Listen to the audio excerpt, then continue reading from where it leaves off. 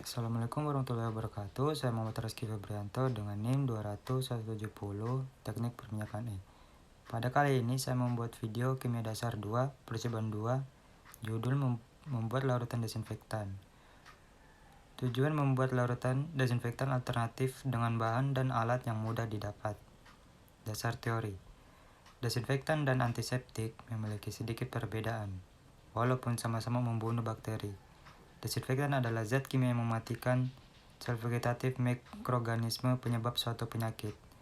Desinfektan digunakan untuk menghambat pertumbuhan mikroorganisme pada benda-benda mati seperti meja, lantai objek, gelas, dan lain-lain.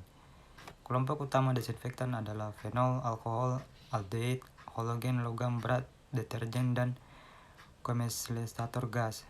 Cara kerja zat-zat kimia dalam mematikan atau menghambat pertumbuhan mikroorganisme berbeda-beda, antara lain dengan merusak dinding sel, mengubah permeabilitas sel, mengubah molekul protein dan asam amino yang dimiliki mikroorganisme, menghambat kerja enzim, menghambat sistemasi asam nukleik dan protein, serta sebagai antimetabolit.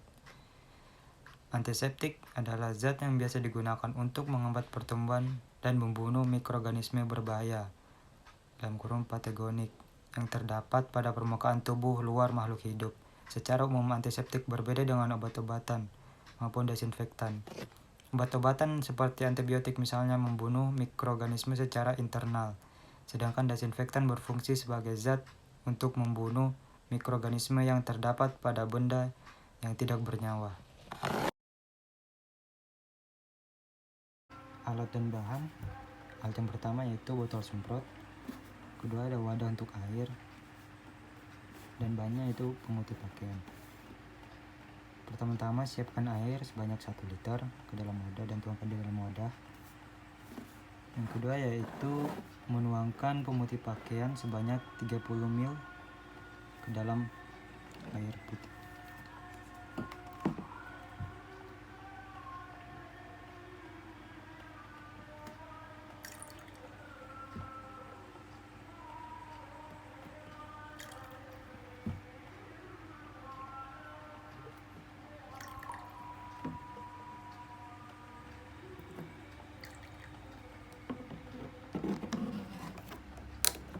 Selanjutnya itu kita campur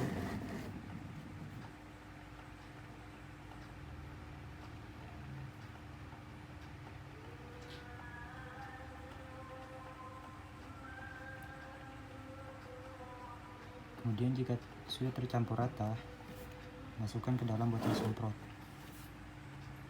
Jika sudah menuangkan air yang dicampur dengan pemutih pakaian ke dalam botol semprot, semprotkan ke atas permukaan meja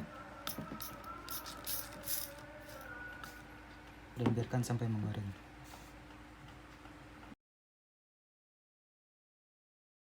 Pembahasan. Kita dapat membuat desinfektan sendiri di rumah dengan alat yang ada.